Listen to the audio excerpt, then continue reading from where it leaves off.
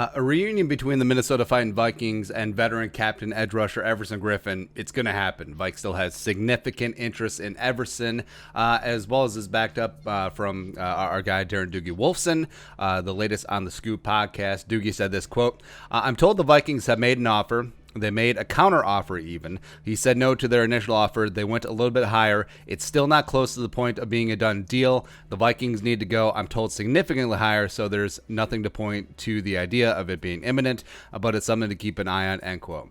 So Vikings obviously interested up to a certain number. And also the fact that they've made an initial offer as well as a second offer, a counter offer, tells you that they still have significant interest. And that's exactly what we've been hearing as well.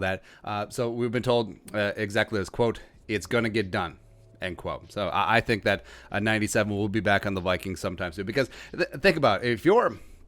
If you're haggling, say, example, so like Rick Pawn Stars, right? He never makes a second offer unless he's actually interested, right? If it's something that he has like marginal interest in, is easy to walk away, he'll like, all right, the best I can do is $5. And then the guy says no, he's like, well, sorry, we couldn't make a deal. But if he is interested, if he's on the hook, he'll say $5. And then the guy's like, I'm gonna need a little bit more. He's like, all right, 10 grand, not a penny more. It's exactly that, right? So I think that Everson will be back in purple. And also, you notice how the Vikings, they did not say goodbye to Everson on social media as they had with Linval, with Xavier, with Waynes, with Mack, with all the other free agents that left. And also the fact that they haven't reissued number 97. It's certainly circumstantial evidence, but it is all starting to piece together.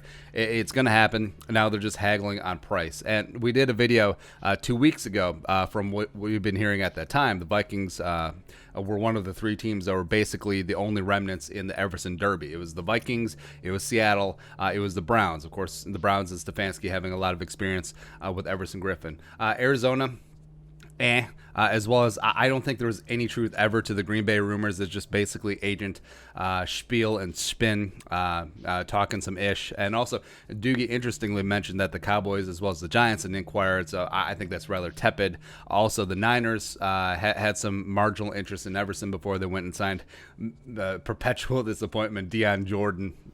Okay, I get it. Now, the return of Everson could also be the reason why Patterson was so adamant about Danielle Hunter staying on the left side. It's like, well, why are we going to move Danielle Hunter to the right when Everson is going to be back? Now it is starting to all make sense.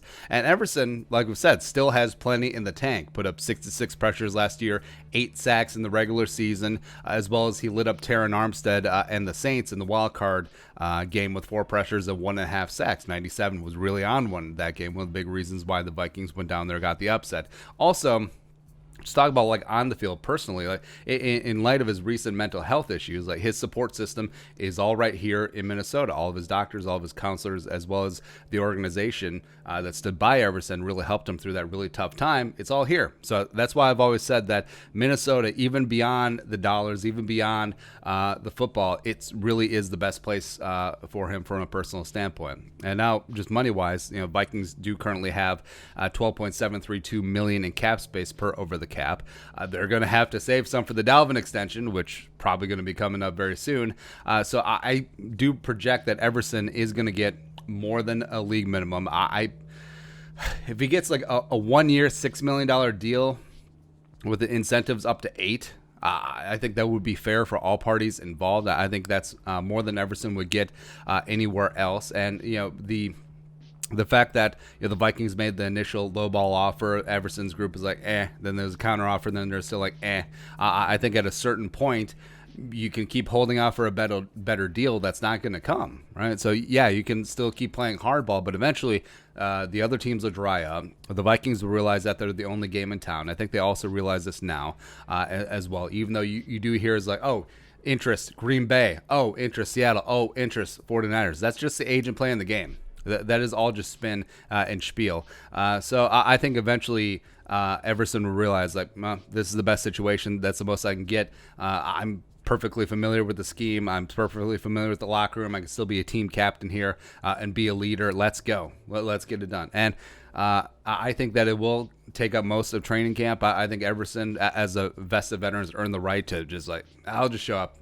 I'll be in shape. Be good to go. Hell, it may even stretch into the season. where since Everson's not on the roster week 1, that means his contract isn't guaranteed for the season, and the Vikings can just go week to week, which probably less ideal, but at that point, Everson won't have many other options. So I still think something will get done. I think if I was a betting man, I would say it's probably 75% chance that Everson is on the Vikings this season, maybe even more. I think it's fair. All right, so your thoughts. Vikings, significant interest. Everson Griffen still. Let us know in the comment section below. Subscribe for daily Vikings takes. Want to support that work? Post some in the Venmo. But until next time, Skol, production value.